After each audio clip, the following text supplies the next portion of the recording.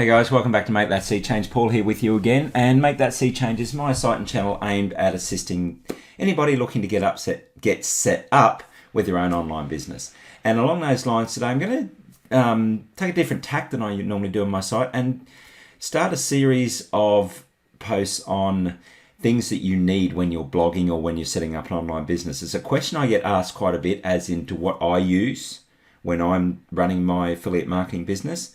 I have, and I'll explain this so I can talk to it as we go through. I have my laptop, which I've included this very laptop in below, so I'll talk about that when I get to it. I have two screens either side. I mean, obviously you can't see all this. I have a 4K high definition webcam. I have a Yeti microphone that sits here. It's a USB microphone. There's a light behind me, which I haven't got on at the moment because it's morning here when I'm shooting. And I've got the window behind me. You might see the car reflections going past. I haven't quite worked out how to stop that yet. But yeah, I like the natural light. So that's what we've got. So I've got all sorts of things attached to my laptop. I've got a docking station at the back here, which runs all the extra screens and the webcams and the like. I have a fishing site, so I've got a GoPro, which I've got battery things that I attached and charge. I've got, what else have I got here? Headphones attached to my docking station, you know, quite a bit running through everything. So my laptop, as I said, I'll explain to you as we go, but that's just sort of a range of the stuff that I've got. I've built that up over time though, so don't necessarily run out and get everything. This is the laptop that I started with, a simple Dell laptop. And it did everything I needed, and it was only about $600. So, and that's the point I'm going to go through, and I'll get to that right now instead of carrying on about all the stuff that I've got. So laptop for blogging. Straight off the bat, if you walk into any electronics store or have a look at the options I've got below here, a base laptop will do most things that you need as a blogger. The reason for that is because almost everything's done online. I have no software loaded. Oh, I do.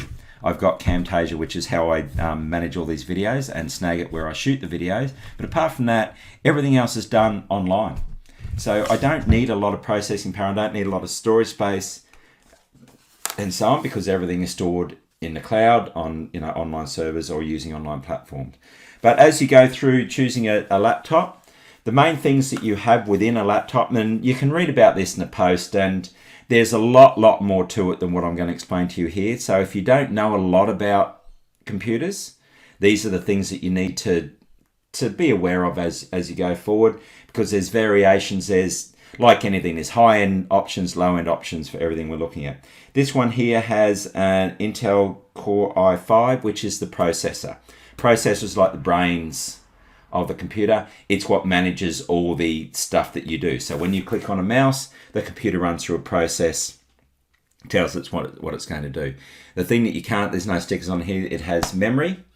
Memory, you'll see the current standard at time of shooting is DDR memory. I cannot for the life of me remember what DDR stands for. Something direct response, I think, from memory, but it just means it's good. It's the size that you're looking for. So hard drives, you're probably aware of terms like gigabytes, terabytes, and like that's the storage, the space that you can store data on. Memory works the same as that little insect here. Memory works the same of that with its what they call random access memory, which is, it works in gigabytes. So look for anything if you're going to be doing online. Most of them come standard with 4 gigabytes of memory. This one I've got here is 12 gigabytes. I'll explain that in a second, but basically look for anything that's 4 to 12, anything between 4 and 8. The higher end models, you'll pay more because the memory is not as cheap as most other stuff. So that's what you're paying for in a lot of times when you're paying for higher end computers. This one's got a graphics card in it. A lot of them come with graphics on the motherboard. Look, if you're not playing video games or watching high resolution movies on your laptop, any graphics card you've got in there will work. We'll explain some reasons why it won't moving in a minute, but in a general day-to-day, I'm just going to open my laptop, write my blog post, upload them to my website, then the graphics card that comes on the motherboard will work. The motherboard's just the big thing with all the chips on, which has all the like the processor and the memory and all that sort of stuff within it. So that's what you're looking for there. Laptops generally come with a webcam. You got your mouse, you got your keyboard, and the like all involved. What else we're looking at? I'm sure I'm missing something. Screen size. This one's a 15-inch. Like TVs, when they talk about screen size, it's the diagonal of the screen. This one's fairly big. I have a backpack that I throw it in, but the smaller the size doesn't necessarily mean it's less powerful. The little iMac Airs are tiny and they're very powerful. So think of that basically in what you want it to travel for and the like. But day to day, make sure your processor is the latest option. Have a look for the i6, i7, even if and there's Radeon processors as well. There is another company that does them, which are not too bad. Again, I cannot remember what that is, but look for Intel or something like that. Graphics, if you're not doing anything fancy, if there's graphics on the motherboard, that's fine. The higher memory you can get for the price, I'd recommend. And the other thing is connections. So this one here has 2 USB ports there. It has the old connector if you want to connect to the old plug-in LAN cable, Ethernet cable to connect the internet or to a network. HDMI for if you're attaching video screens and like to it. What's that there? That's the power. Over here we have another USB stick. We have an SD card. So if you're a travel blogger and you're taking a lot of photos on GoPros or cameras, then you might want to make sure you got one with an SD card, at least an adapter. So that's the little adapter there, and the little SD card, which is out of my GoPro, it's that big, it goes in the adapter and plugs in the side there. The other thing that's more and more common these days, and I won't unplug it now because I'll unplug my microphone, but this microphone is connected through the USB-C cable, which is one of these. They're the ones that Android phones tend to work with these days. You can get adapters if you're on an iPhone or something like that, but a lot of new laptops have these adapters in. This is actually, I haven't done a lot of research, but I'm pretty sure this is the way USBs are going, and in time this will be the only thing that you use in USB-C. So that's the basics of a laptop. As I say, there's so much more to it than that I could spend. I've watched YouTube videos where the guys spend 3 hours explaining all this to you. I have got a link in this post that will take you to another site, a PC World site or something like that, and it explains all that in a lot more detail than what, if I'm being honest, what I wanted to on this post, but there's a lot more in there. Now, excuse me. Now, choosing your laptop for your blogging needs. As I keep saying, if you're just doing basic blogging, if you're a travel blogger and you're out and about, then the size will matter because you might not want something too big and bulky. But if you're not playing games or high resolution videos, come as you go.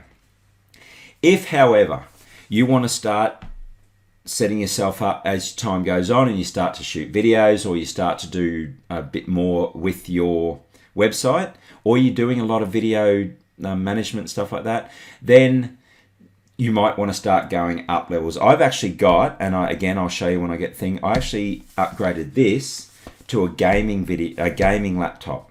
I don't play computer games on my laptop, but I wanted the high-end graphics card that could manage all the screens and the video software from that 4K resolution camera. You don't need all that stuff. I've just built it up over time. As I say, I've got a fishing site, so I like the high end because the GoPros are very good at that, and I can put all that together of me fishing and hopefully catching fish and doing all that stuff as well. So I went the higher end because I wanted to run the docking station and all the screens. So if you're going to do that, you'll need something. You want something with a bit more memory, and you want something with a higher graphics card. Now, when you get into the top level graphics cards, they also will go in terms of gigabyte. How memory works, the easiest way to explain this is when it was first explained to me, explained to somebody who makes a stir fry. So stir fry, you put bits in, the wok is your processor, your bench is the memory. So you get everything out of the storage, which is your hard drive. It goes on the bench, which is your memory, and then as you need it, you start throwing things into the processor, because a computer processor doesn't need all the data at once. It brings things in to bit by bit and processes them. So the more memory you've got, the more bench space, the more stuff you can put on your bench, which is your memory. I hope that makes sense to you. And then if you've got a graphics card, that just got more bench space that you can do to run the heat. So if you're trying to run the heat within the wok, those little plug-in ones where it's running through the wok, if that's not hot enough or not stable enough for you, you then put the wok onto a stove, which is assuming a graphics card. So hope that made sense to me when it was explained to me, but the graphics cards have their own memory, which means the processor and the system memory are not worried about the graphics, which gives them more space and processing power to manage everything else. Just makes your laptop a bit faster, makes it be able to handle more interaction and more integrations and more connections to what you've got. So the more stuff you want to connect, the higher the specifications you'll need on your laptop as well. If you're a travel blogger and you're going to be away from a power source, or anything you're doing away from power source, get one with a good battery life. That is the only downfall with this laptop here. Its battery life is not great. I'm lucky to get 2 hours out of it. My wife has an Apple Mac. She gets 2 days out of hers. I can't, as I say, 2 hours out of mine, and it's struggling for power, and it starts to beep at me and stuff like that. So keep an eye on that.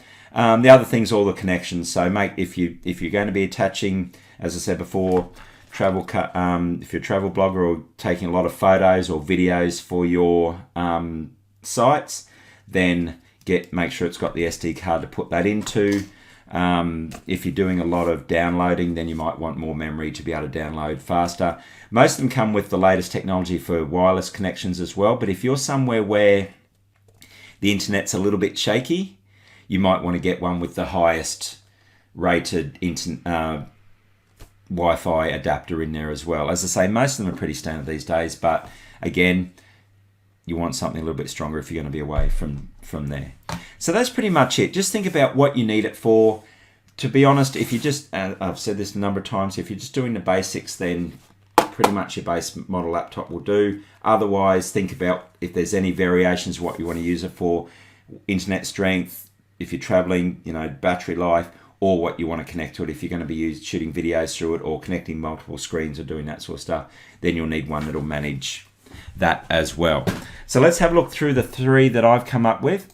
The post here talks you through everything that I've mentioned. There's the list there, the link there if you want to go off to PC World. If you want to go off to and learn more about the information that you're looking for. What are you looking for? As I said, gaming, you want more movie editing, travel, extra docking stations and the like. Portability, compatibility. That's one that I didn't mention. There's 2 types of laptops. There's the old Windows-based IBM, which is what I use, and there's the iMacs, which is Apple. If you've got iPhones and iPads and all that sort of stuff, maybe you want to get yourself an Apple iMac because that'll be compatible. If you've got, if you haven't, then maybe you'll need to go just get yourself an IBM. IBM ones are cheaper, like the Dells and the Asus and all that. However, it will also come down and depend on what peripherals and stuff you've got there. So if you've already got screens and docking stations and cameras and the like, just check what they're compatible with, and then your laptop might have to go from there. Okay, so as I mentioned before, I use the 4K webcam, USB microphone, etc. And I went into the gaming one, which I've listed below, and I'll show you that now. But before we get to that, first option here I've got for you, if you're looking for something, is just an Asus VivoBook 15 inch, 15.6 full high definition display. It's got a i3, nice modern processor, 8GB of RAM, 128GB solid state drive, which is the new type of storage. Most of these are coming down in space because you're doing most stuff's kept online these days.